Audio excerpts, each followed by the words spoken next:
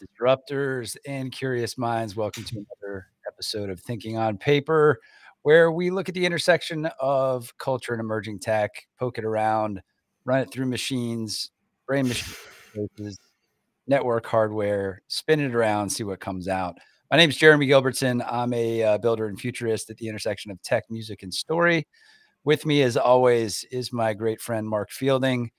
Mark's a great storyteller. He writes lore for video games, he writes for fashion. He does all kinds of things, and so grateful to have pick apart tech and culture with me. Mark, how are you? Excellent, thank you. Yeah, it's been a week of juxtaposition and contrast this week. So yeah, all of those things. This week though, it's been in fashion. I've been writing for Louis Vuitton again, and I've been in China. Not physically, unfortunately, but in the virtual China, exploring brand AR and metaverse activations in China, and kind of looking at it through the lens of strategy for European brands, because there's a lot going on in China. Not much decentralization, but the tech's pretty cool, and it seems like every brand has this insatiable thirst for this immersive content. So I've been exploring that. It's fascinating. Like even the CCP has got the metaverse in its 5-year plan. So yeah, there's a lot going on. So I've been doing that. It's really juxtaposition is the right way. I mean, you think about China, you think a lot about centralization, right? Even more so than many other countries, right? But there's significant investment in what was, metaverse is kind of a rough term at this point, right? But like, the augmented experiences, XR, digital experiences, that sort of thing, right? Yeah, like Alibaba, Tencent, like all the big major Chinese tech companies are pouring money into it, and it seems that all of the big Western brands with big client bases in China are doing the same. And there's a lot of merging. So there's brands doing gamification to launch events in the real world, which they're also doing twin events in these individual brand virtual worlds, called the metaverses, if you like. So there's a lot going on. I've been doing that, but also it's Halloween and the holidays. So I've been spending a lot of time with the kids. I've been, I know you like mycelium networks and emergent systems. I've been foraging for my lunch again outside. So it's been a week of Ikigai, like my Ikigai is passion, mission, what's the other one? Yeah, vocation and profession, like combining them all into this.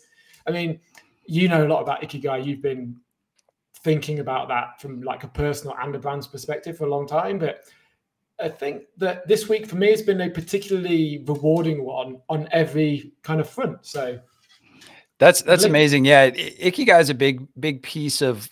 So we talked about my how I teach people this program called Right to Know You that basically unlocks creativity, curiosity, and helps people kind of find their purpose in a way. And while Ikigai is not necessarily an output of that program, it's certainly aligned with helping people find the inputs for what could be Ikigai. So I'm fascinated by that. And what I start thinking and tying into last week, we had a great discussion with a brilliant author about this idea of this nexus, right? In this interdisciplinary space between things. And what I started thinking about specifically to this episode and tying it in was, I don't know if you've ever looked at those cards, those Brian Eno cards called oblique strategies.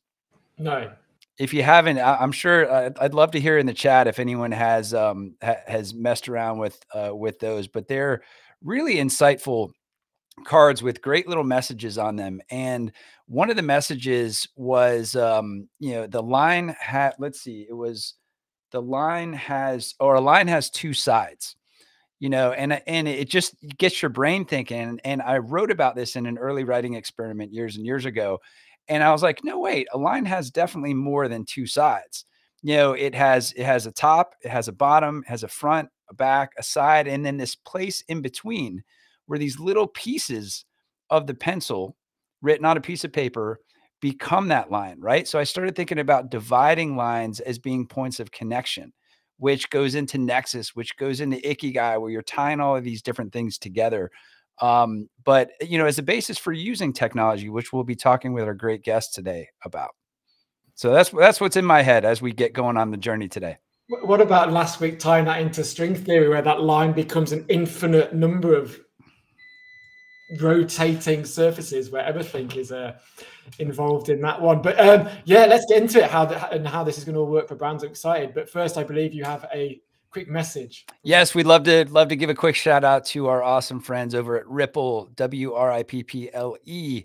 They are marketing's on-demand talent platform. So you got a project, you got a skill set that you need to bring onto your team quickly and efficiently. These guys are great. They have a platform of over 3,000 freelance specialty artists, technologists, creative people like Mark and myself. We're actually on the platform. So jump in. They actually can assemble teams of interdisciplinary people together. So if you need a particular project done, they can bring all the pieces and parts. So ripple.com. Dixie might be in the thread if you have any questions, but we're very thankful for their support of our program. Without further ado, Mark, let's get into our guest. Yeah, let's get into our guest then. Yeah, Dominik Karaman, welcome to the show. If you're on LinkedIn, you're probably aware of Dominik now. He's quite an interesting and educated voice on Web3, so it's very interesting. He runs Ikigai Labs. That's where the link comes in, a creative consultancy guiding companies through the next evolution of consumer experiences. He also works for AidDrop, which is pretty interesting. I'd like to touch on that at some point, which is like a non-profit organization that builds transparent donation systems on blockchain. And he hosts the No Blueprint podcast and has an awesome new studio to go with that. So, ladies and gentlemen, disruptors and curious minds, welcome Dominik. Hey, thank you so much for having me.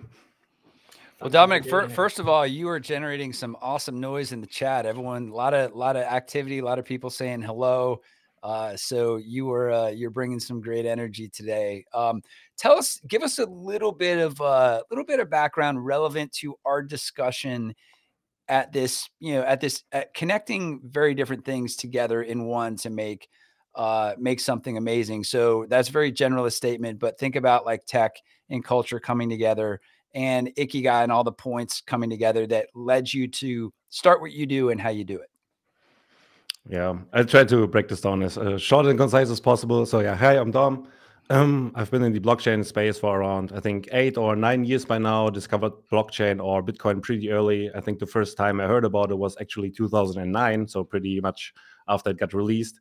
Didn't really know what this was about. Seemed a bit like suspect to me.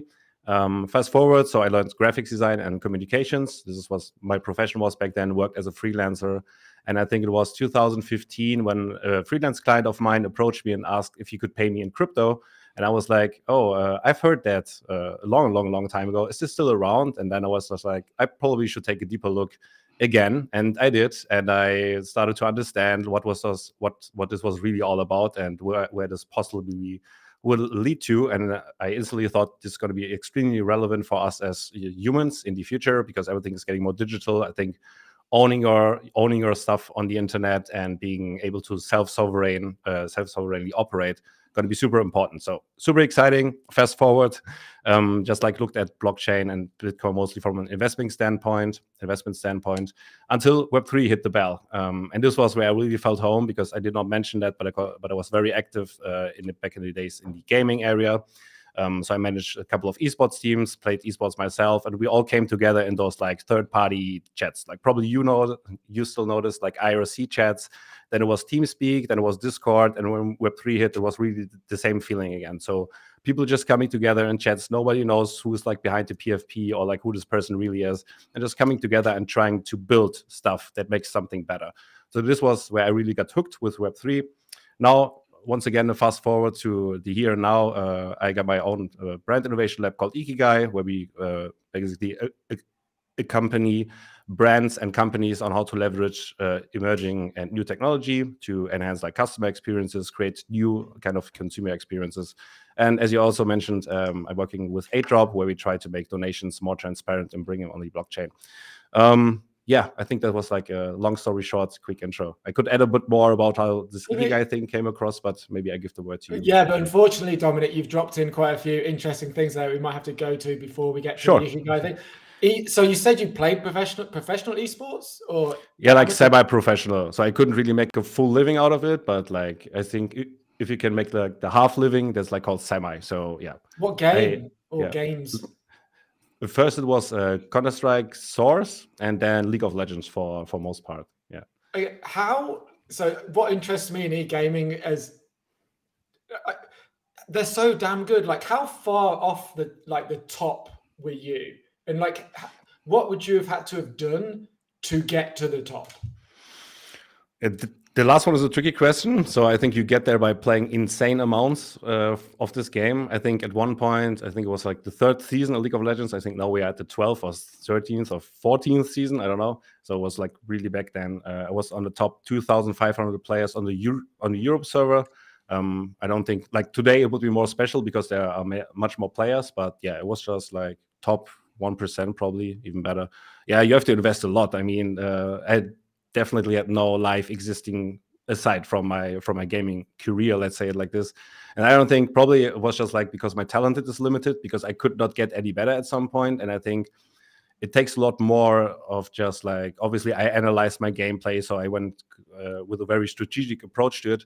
But I think at one point you have to be very disciplined. So you have to look for your health. You have to look that you stay in shape. So also physically. And that's what many people who tend to play a lot leave aside, also me. So that resulted in not the best thing in my life. So I think after that, like a depressional phase came, because if you just like are occupied for several years, only sitting alone in front of a screen and you're trying to get better at the game, which is really toxic, by the way. So I don't recommend anyone to start League of Legends. It will eat your life. And I think many people can second this. So yeah, that's how this came together. You mentioned League of Legends, and I wrote something the week about kind of Louis Vuitton had some skins in League of Legends, and it was one of the kind of the first brand activations in the game. I guess when you were playing it, none of that existed. There was in any of the games. Was there a culture of brands kind of cross-pollinating with games at all? It was much more rare than it is today, but I think I was still a bit of active when the Louis Vuitton thing hit. So I was very excited for that skin, actually. I was just like, oh, this is super huge. So basically makes me feel like the same when today, like a big brands enter the Web3 space. I was like back in the days, oh, such a big brands get aware of like League of Legends and include skins there. So that makes me really excited back then. And it was also very, very cool skin drop, I guess, as far as I can recall. Yeah, but it wasn't as popular as today, obviously. I think gaming in general was much smaller back then. And I don't think like not many brands saw the value, or even like gaming had a much different stigma to it. I think back in the days was only for the very nerdy people. I mean, it still is to some extent, but I think it was just like very foreign for people like to associate something with gamers, and definitely was not the audience. Because if you have to look at it from a brand's perspective, why would they do skins in a League of Legends game? Because they want to, raise the brand awareness or like tap into like a new audience. And I think it wasn't really what you would connect to a cool brand like playing League of Legends. I think it were like way too different from another. Isn't it a little bit too, to like, and I've never been a kind of a hardcore gamer. I'd used to play sports games like when I was younger, but haven't really, jumped back into that. Isn't there a little bit of like, how many of like the true gamers look at the brand stuff coming in and they're like, oh, like stop diluting the coolness. Like the coolness kind of comes from the bottom. It doesn't need to come from the top. Like what was your perspective as a gamer? I knew you were going to ask that question. Exact authenticity. I knew you were going there. Yeah. What was the take from a gamer, not just you, but like the communities you were involved with, the people that you were playing with? How did they see brands coming into the space?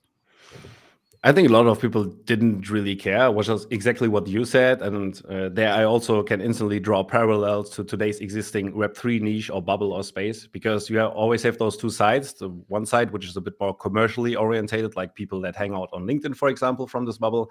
They're much more excited when like a big brand enters the game because they see the upside on like mass adoption. But the Web3 niche people, like this really centered focus group, they scrutinize basically every step that the brands make, and I don't think they like to see big entities coming into a decentralized playing field.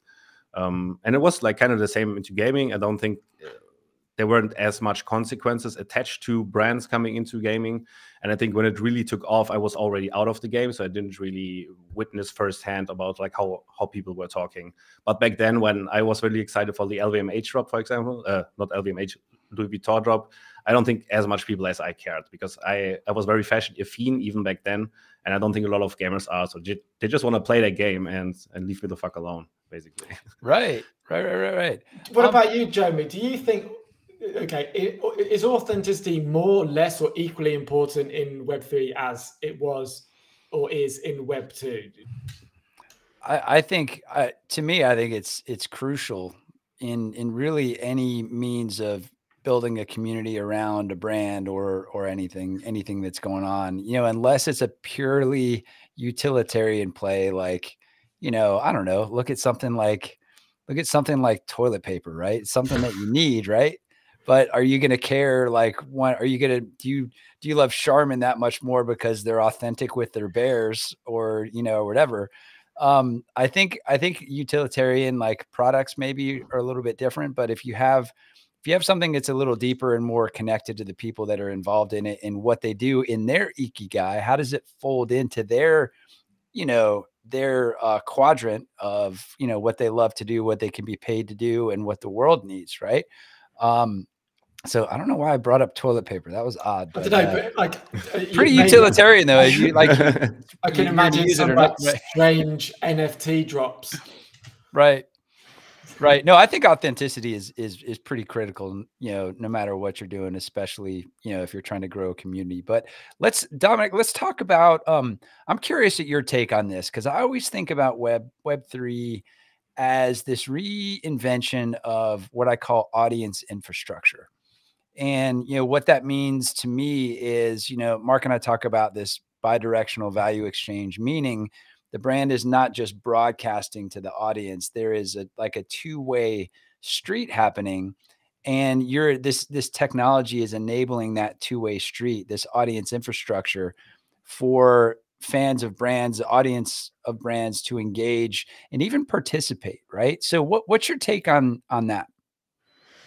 Yeah, I don't think that we need blockchain technology or like NFTs exactly for this purpose. I think that's a shift that we can see on the brand side, like in general, even if it's not tied at all to Web3. But I think it's a great accelerator. So this is what I also tell a lot of people or a lot of brands that we talk to. So when we talk about Web3, it's really not only about the tech. It's like just a whole, it's just a real mindset shift. So it goes from like this one to many, like monologue type of conversation, to a many to many culture where like everybody has a saying.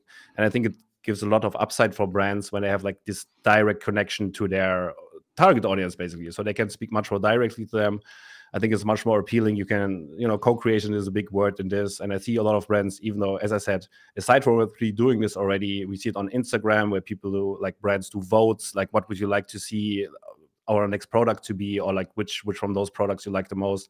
And I think Web3, and then basically giving them with this ownership aspect and giving them, even though it's just like, how do I say this? Even though if it's just like on the surface, people feel that they have like a stake in the brand. And I think that gives a much deeper emotional connection and it really accelerates everything what you just mentioned. I don't think we need blockchain for this at all, but I think it's a great accelerator. That's a good way to look at it.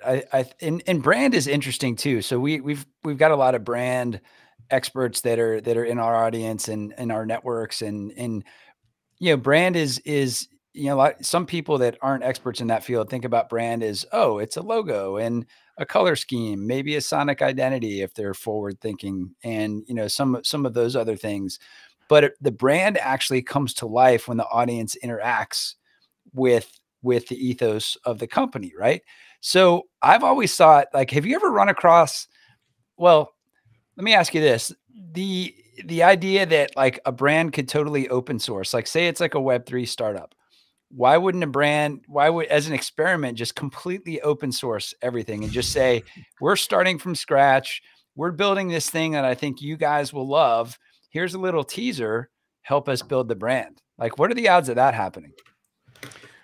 I think we have seen it happen a couple of times, sometimes better, sometimes not so good.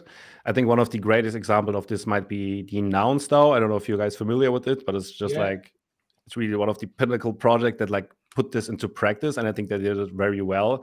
And I think, yeah, basically in giving people this ownership aspect, so everybody's like part of the DAO, everybody has a saying, and they can vote with their tokens. And then they have this treasury where people can basically do proposals for projects, like brand projects, and then it gets funded by the DAO if everybody is aligned and wants to see this happen.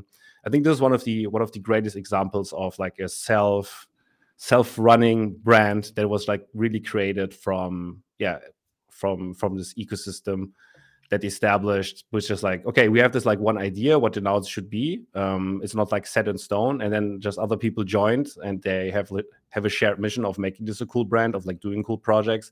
And I think this like really flourished for them, and we see them still after I think 1.5 or 2 years of existence. They're one of the few DAOs that still exist. I mean, they had a little faux pas, I think a few weeks or months ago, where they basically had to split the DAO because people were not aligned anymore on like some aspects.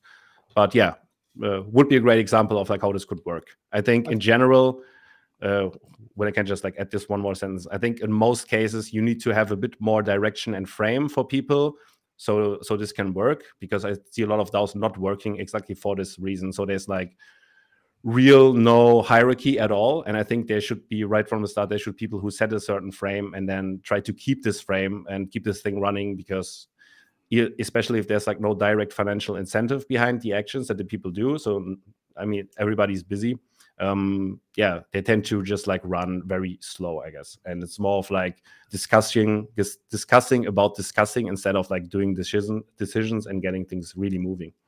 I think that on Nouns DAO, I've just put a link in the chat to Kalita, which is like the first film European funded by NFTs. It's like a couple of years old now that the funding started, but Nouns DAO played a big part in that. They've got a big CryptoPunk community, and they did exactly what Dominik said. They voted on where to fund the money, and they helped to fund this film, which I think is proof of how good a DAO can be at attributing funds in the right place when the right people and the right project align, which obviously having the right people in the right project align is to me, So I researched DAOs for about a year. I wrote for an outlet, on a weekly basis about DAOs, about the philosophy behind DAOs and how people can come together in this emergent way. And, Disruptors and Curious Minds, you always hear us talk about this oscillation between hierarchical systems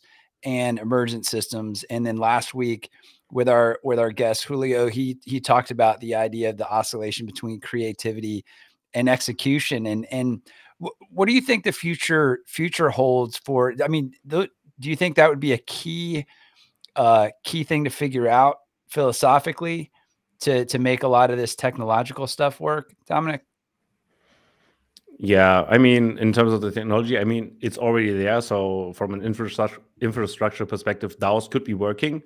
And I think those concepts are very interesting, but they don't work always. But I think for brands, this is also a thing that is going to be very relevant in the future, because basically, why would you not want? Because how do I see DAOs? Okay, so basically, people come together for shared visions, shared purpose, or like for the same brand because they share excitement for it.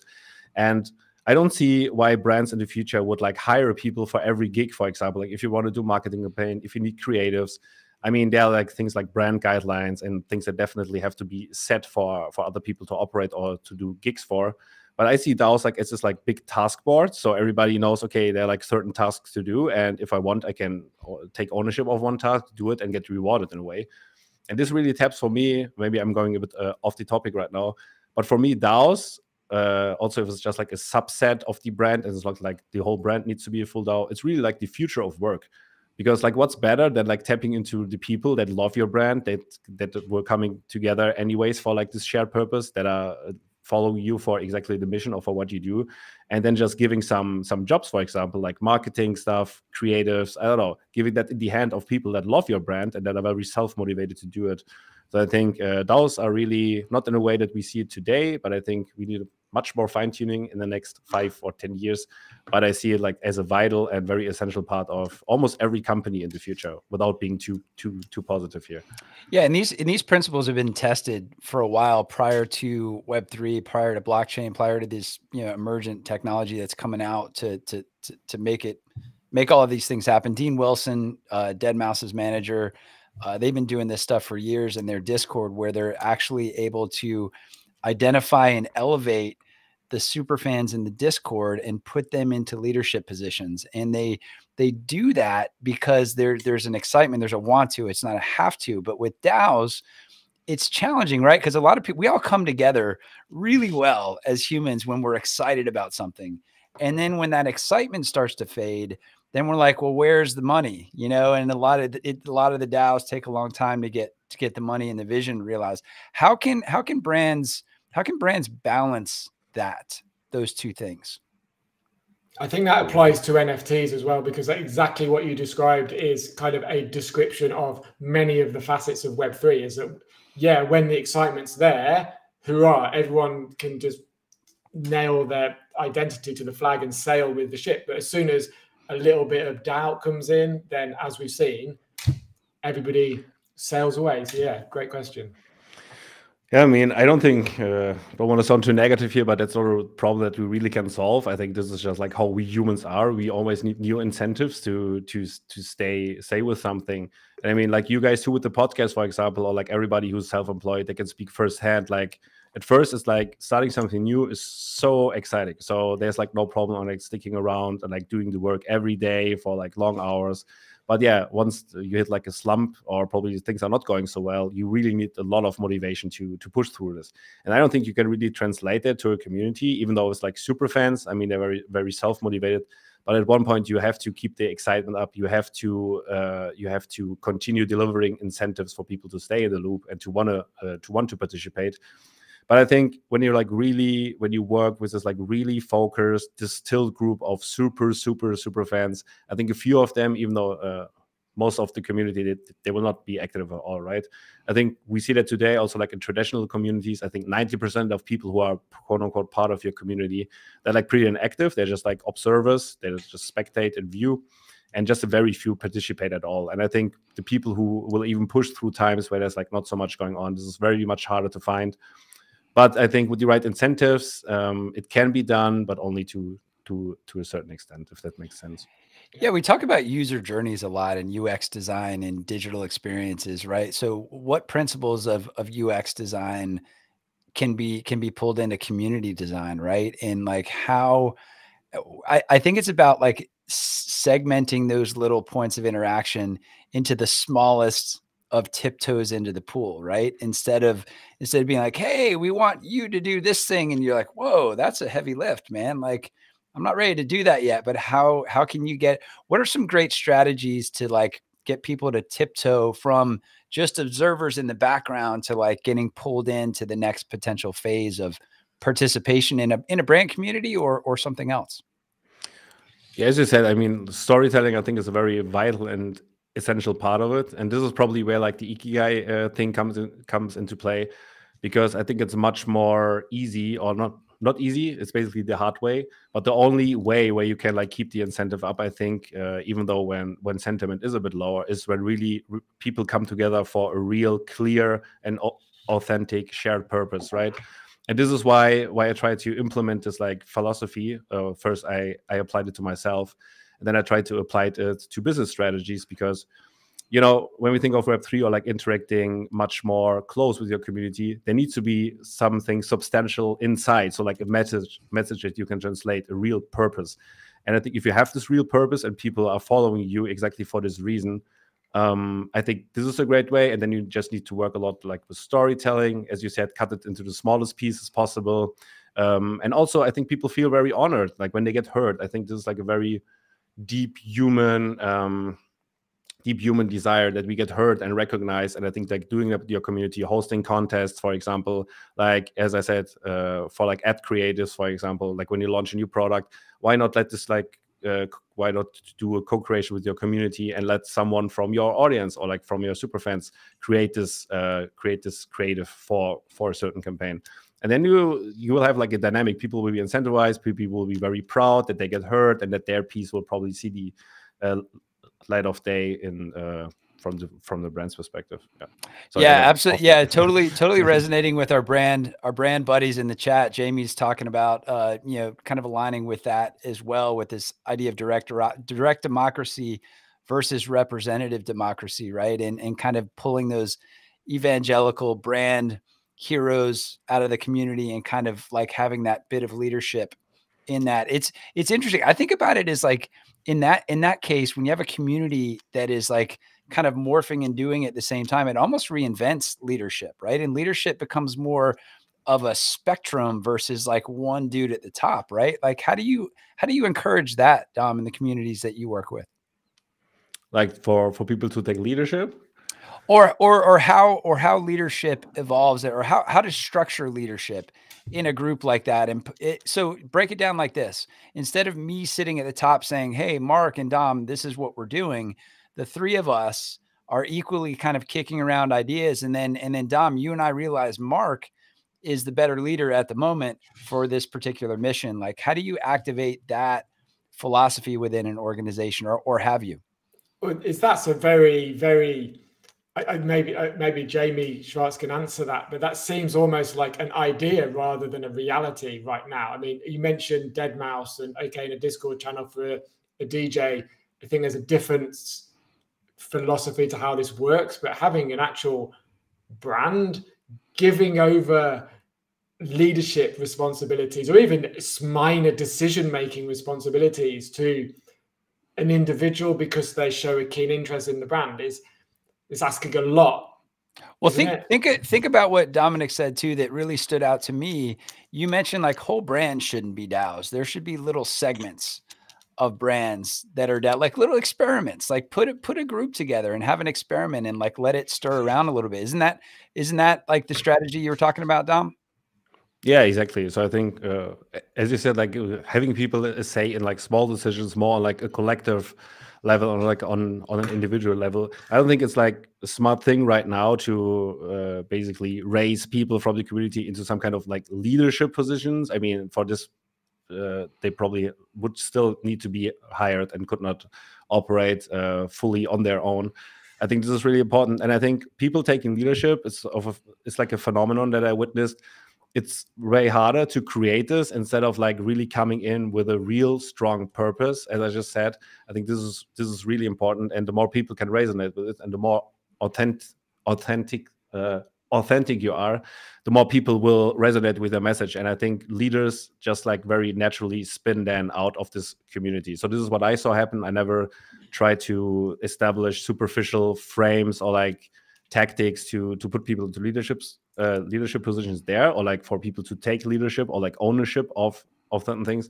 I just suggest that a very open conversation, flat hierarchies as we call it nowadays, it's a bit worn off. I think this is really important. So rather than, as you said, to go to people and say you should do this, I think just like throw the question in the conversation and have like an open dialogue about who should do it. And I think voting mechanisms are pretty handy there. And the advantage we now have with tokens is that people can then use their tokens to vote for something. And I think this is really how it goes. So if you have like a strong mission, a really strong purpose, people resonate with it, there will always be some people who will feel a calling to do a bit more than what's asked from them. And this is how I saw this play out the best, when it just like evolves very naturally with an open conversation rather than trying to push people into certain tasks or into certain positions. So just make clear that every voice is heard and let the community decide. I just want to, on that, you mentioned token gated, and I'd like to kind of get into token gated content in a minute. Just a thought about what Jeremy was just saying and how maybe certain industries lend themselves to that better than others. I mean, even though you can't tell from me, like writing about fashion, luxury fashion, maybe an industry like that where you could have a micro DAO that maybe, I don't know, is designing the spring collection for a certain brand, and then they can open that to the public, and they can, it's a very creative idea anyway, so people get really involved, they can create something, then they could vote on, I don't know who designs the jacket for a spring collection or something like that. On a micro level, that could be a good experiment. And then I think other Music obviously is an obvious candidate for that as well. Popped up Jamie's note because it's talking about exactly what you mentioned there, Mark. Not just LeBron James Nikes, but Dominik Nikes, and Dominik is in charge of the micro DAO inside the Nike. Yeah, there you go, exactly that. And Dominik gets to design his own Nikes, or maybe Dominik and some other people design some Nikes, and then the community votes on which of those Nikes are going to end up on LinkedIn by all of the influencers going, I got my new Nikes.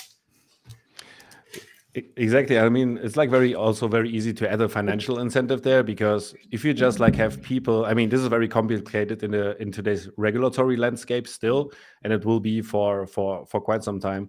But why not have like people who co-created the product or who took ownership of a product also get like part of the revenue streams, right? And this could be also, especially for digital products, this could be mostly automated through the blockchain, through smart contracts. I think Nike's is already doing that with the Nike.swoosh program, where people like could co-create sneakers. They get released as like digital versions, and then I don't think they have this out yet, but in the future I think there's planned to have a marketplace for digital Nike products.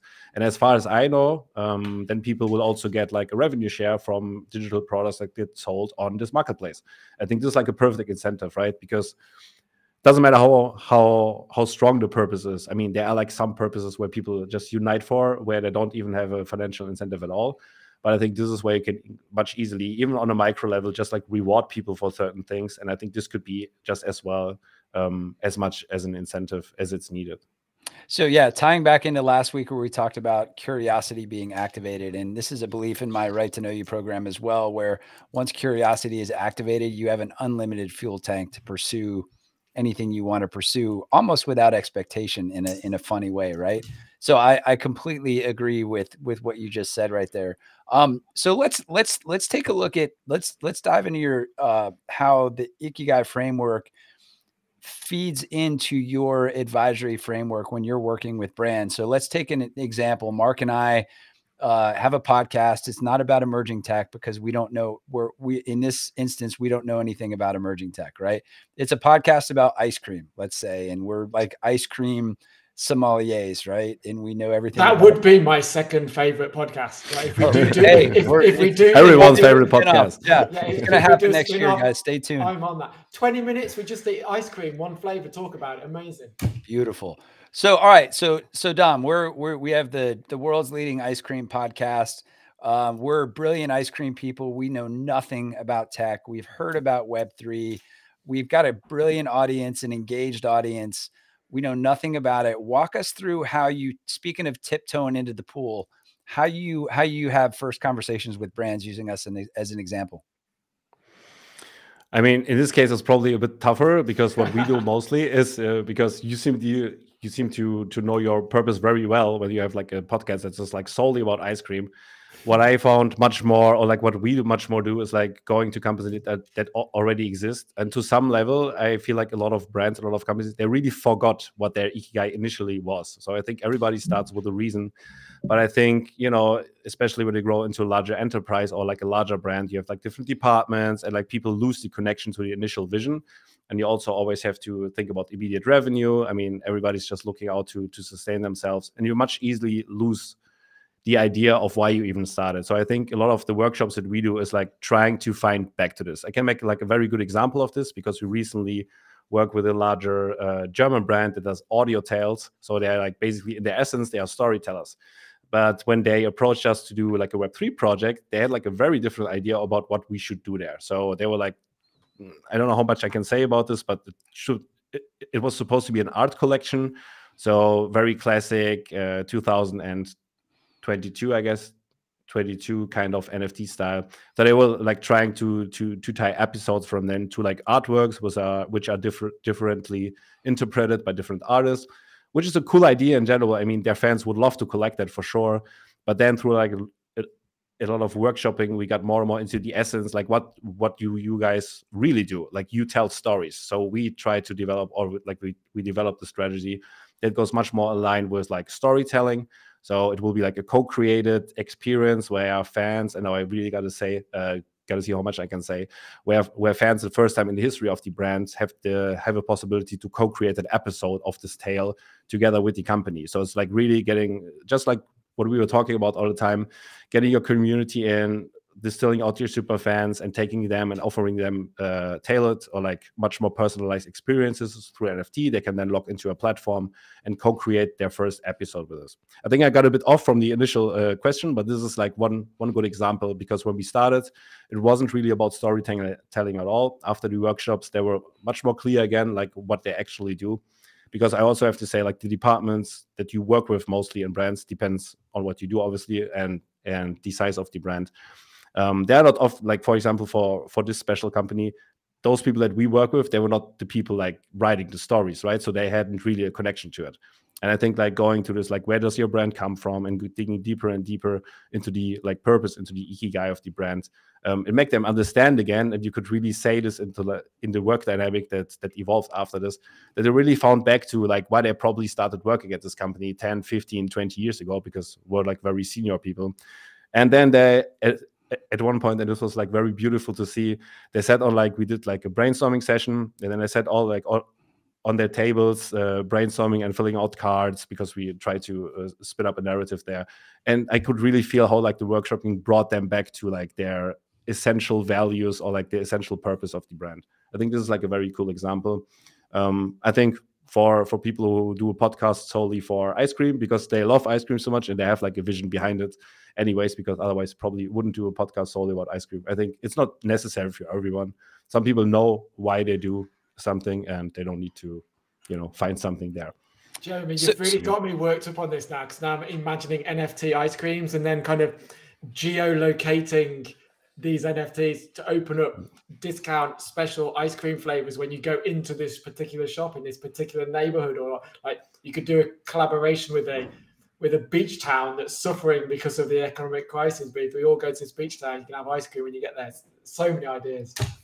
Got you all spun up, man. I love it. Yeah. I love it. Dom, so I love your points there. I think so just to clarify, what the way you fold in the Ikigai piece into the brand advisory, and then secondarily kind of the extension of how they set up something in emerging tech / Web3. So it's almost this start with why kind of philosophy, try to get people honed in and back to what the root of everything is. What I think that's really important, man, because we've seen a lot of Web3 executions that come out from brands that are just like, man, we just got to get out there and do something, push some stuff out there. And it's like, man, that wasn't even close to aligned with your community, with your, with your brand ethos and all of that stuff. So I think that's really a cool approach.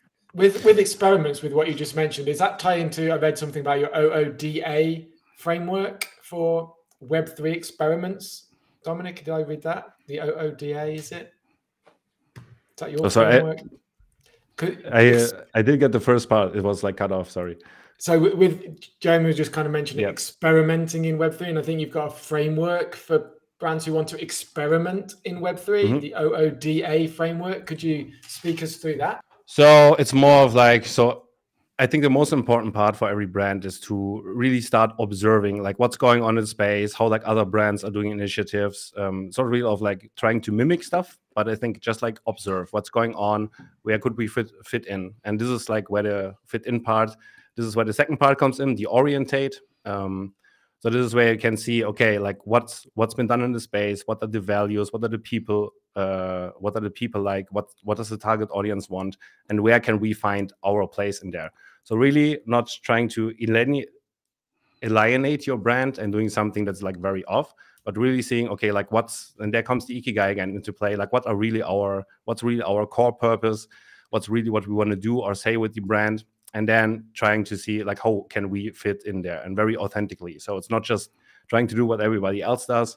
I think we saw a lot of brands doing very bad initiatives, or like trying to tap too much into the culture, let's say like this. For example, I don't know if I should mention any brands here, but there's like this very popular screenshot where Pepsi and some other brand are like, GM my friend, walk me, and stuff like this. So they adapt a very foreign language. This is what you shouldn't do. So you really orientate and see where you can fit in authentically, and then decide, obviously. So once you made your homework, once you made your due diligence, and really evaluated like which piece of the puzzle would fit in there, what would really resonate with what our brand core is, and what would be very authentic to do, this is where you just decide, as I said. So then you just like go for one round. And the last part is act, right? So then this is the part where you put everything together, like your research, where can we fit in, what are our core things, and then on top of that, like based on that, you develop your Web3 strategy basically, and then go for it. So, and this is where the experimentation part comes into play. So this is what I often advise, and I would put everyone to heart is, you should just like start with very small experiments, right? So I think you don't need to think right from the start about like a very holistic strategy. So when we come to the orientate part, you should really see like, how could we even fit a subset of our brand, or like some small piece in it? Like what can we throw in there? What we can experiment with, which does not, which is not dangerous for the, or like puts the rest of the brand at risk. So do like small pilot projects, test balloons as we call them. And try to move from there. I think this is like the most important thing. And this is what I really got from talking to a lot of potential clients, because they feel very overwhelmed if they, if you overwhelm them with the full spectrum, and then basically try to tell them that they now have to shift fully into Web3 as a company, making everything the way we do it there in this space. So I think like getting just like small initiative out, try to get comfortable with the new audience, with the new ethos. Don't put your brand at risk, and just like experiment and adapt. I think it was like this with every technology that we have seen. It was like this on social media. So not everybody, like not every company hopped in the social media train fully. Took a lot of time until they did like own departments for that and crafted dedicated campaigns. At first, it's just like try out, get a bit experience, get to know the people, get to know the culture, try to adapt it and put it onto something, or like a subset of your brand that doesn't not put everything else at risk. I think that summarizes it somewhat. That makes a lot of sense. A lot of parallels with social media, how that came out, and how people didn't jump right in, and they kind of tested and iterated. And keep in mind too, the way I think about it too is the idea of, the outcomes and the what brands would call KPIs, key performance indicators. And, those may not be financially driven. They may not be, acquisition of audience driven, but they may provide the knowledge and awareness to take the next experiment closer to where it needs to be. Right. Well, this has been great, Dom. Thanks so much for joining us. And thanks for giving us a little bit of insight into how you think and how you apply a fundamental and well-known principle called Ikigai to a framework of reminding brands how to get back there, and making sure those brands experiment with the right through line to start with, and take them through to the finals. So thanks so much for joining. Want to give another quick shout out to our friends at Ripple, WRIPPLE, marketing's on-demand talent platform. They've been a great supporter of the show, and have, believe it or not, actually talked about some DAO experiments in the future for some of the freelancers involved. I know Dixie has been putting up some great frameworks there, but hey, if you need to flex and get some talent, WRIPPLE.com.